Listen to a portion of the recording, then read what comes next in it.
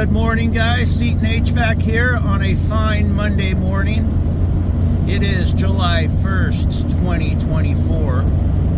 I'm not going to lie, it's a little bit of a struggle this morning after having 4 days off, and how we spent those 4 days really isn't conducive to getting right back on the saddle Monday morning. But I'm here, I'm doing it. I'm heading up to my favorite little town, Madras, Oregon, up here. I got quite a few customers up in this small little town. First one is a heat pump that's not working. It's a 40-year-old heat pump.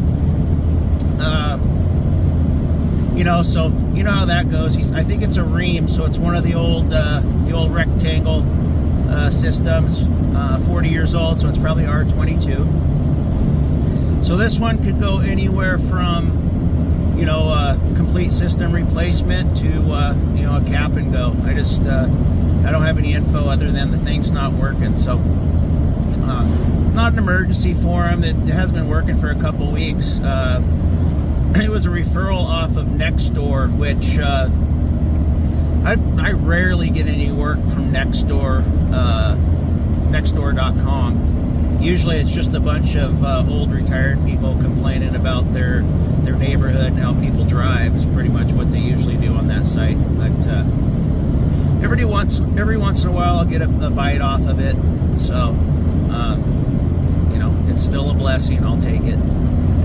So after I'm done there, I'm going to a job. It's up a little ways from the first one. Same town, Madras.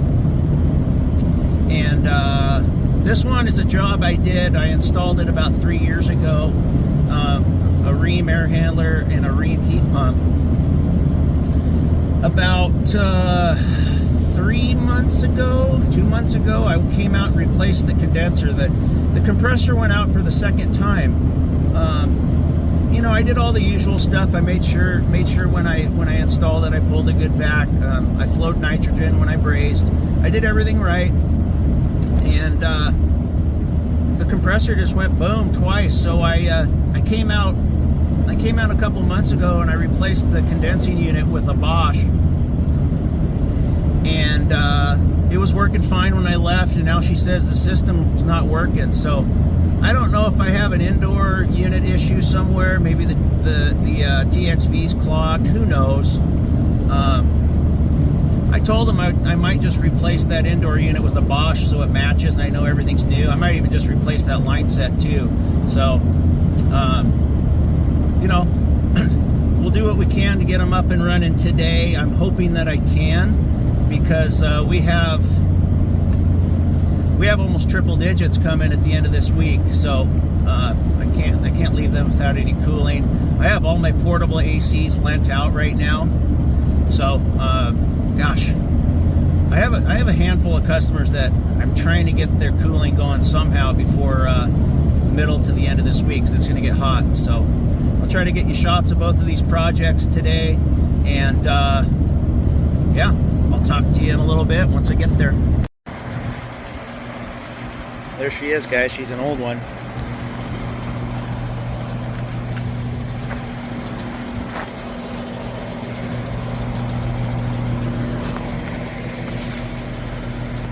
So old again that you can't read the rating plate. Let's open her up and see what we can find. Okay, we got her opened up. She's old. So our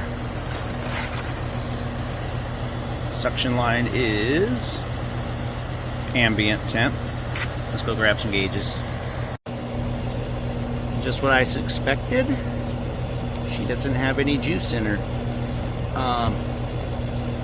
So let's go talk to the customer. I am not going to even mess with this. We have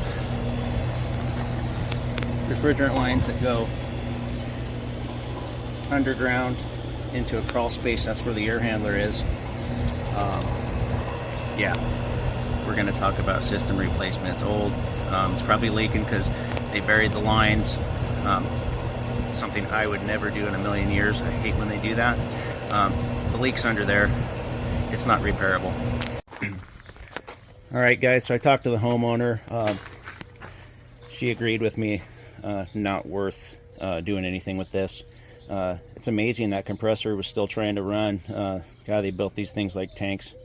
Probably would have killed a new one, but you know, it's got buried lines. They're buried for a good, shoot, probably 30 feet. So I'm surprised it lasted as long as it did.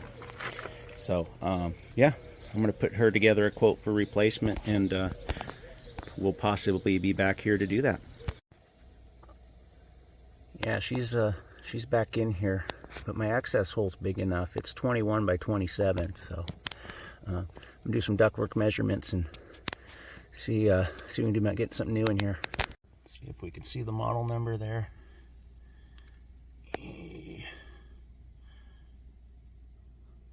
I measured up the duct too, so I'll know what size we can put in here. That's the electrical heat strip airflow data. Yeah. That'd be a fun one. All right, guys, so just left that first call. So I'm going to give them a couple of bids for heat pump location, and I'm also going to give them a quote for zoning.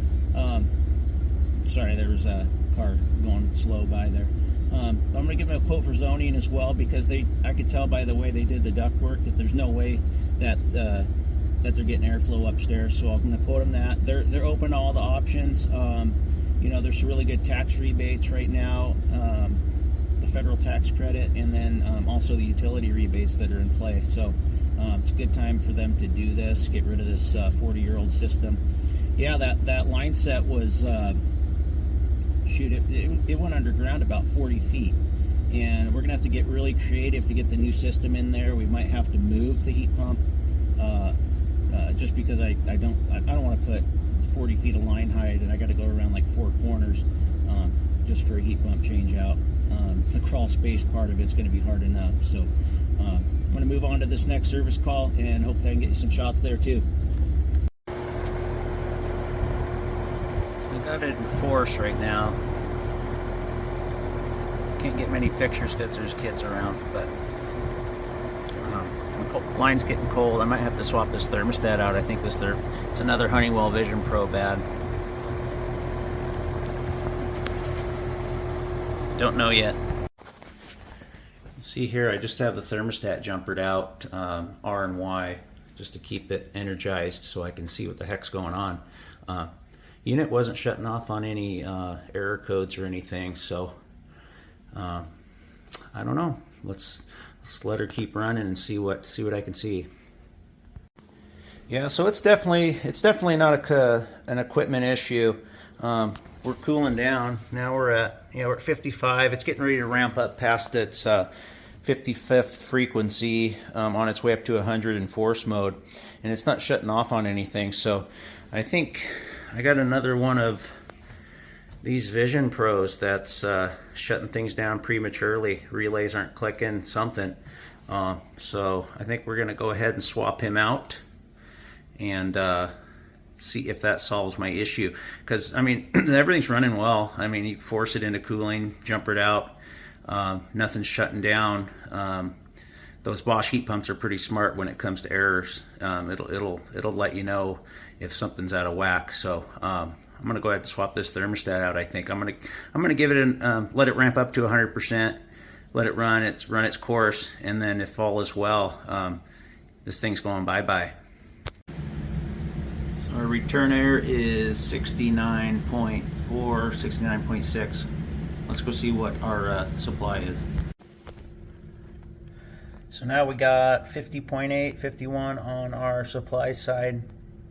That's pretty good considering this, the system's been shut off, and that ductwork's been sitting in that hot crawl space. So I'll take that. I know the equipment's working. I just don't know why it was shutting off other than that thermostat. So we're going to replace that thermostat and see what happens.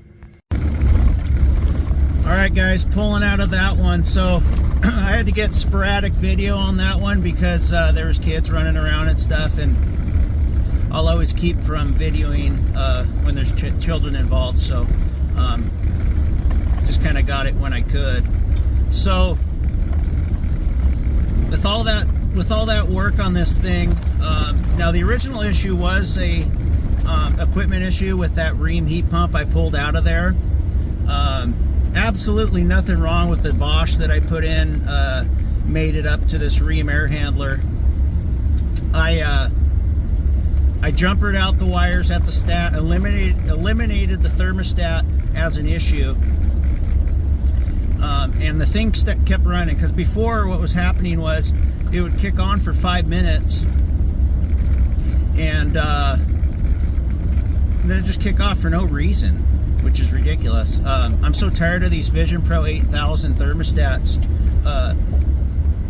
going kaput on me. I really am. And it's always been the TH8320 Red Link thermostats, and that's my go-to thermostat. I mean, I even have a video of how much I love that thermostat, and they keep dying on me. I have a graveyard of them warrantied out. So anyway, yeah, as soon as I change that thermostat out, everything's running fine. I cycled it numerous times. I let it run for 20 minutes, no issues. Temps are good, pressures are good. Everything's good on it now. It was just that stupid thermostat. It's really disappointing that the Honeywell products are doing that. So that's a wrap on that. Rest of my day is going to be paperwork. I planned on keeping it light today after my vacation, and we'll be full bore tomorrow. I have an AC installation in town that hopefully I can get some shots of. She's got a train gas furnace that has a coil blank underneath it, and I was able to find an uncased coil that'll fit right in there, so it should be a nice one. I'll have my electrician there, and my brother's going to be with me to help, so that'll be interesting. He's not much of a mechanical guy, but he's a good extra set of hands, and he likes to chit chat, so that'll be fun. And then the rest of the week I have some Mitsubishi systems I need to go hook up for a customer. He just roughed in the lines and stuff. He's got some splices. He needs the flares flared to the units, etc. So I can get some shots of that most likely. So things are picking back up. I'm feeling good now. I got my blood flowing. No more vacation jet lag for me. So I'm going to be balls to the wall. Hopefully all the way through the summer and into the fall and winter. So I look forward to giving you guys plenty of awesome content. They're going to keep getting better, and please like and subscribe to my videos. This is going to be a growing channel. I really can feel it. Each one is better than the last, and until next time, I'll talk to you soon. Have a great day.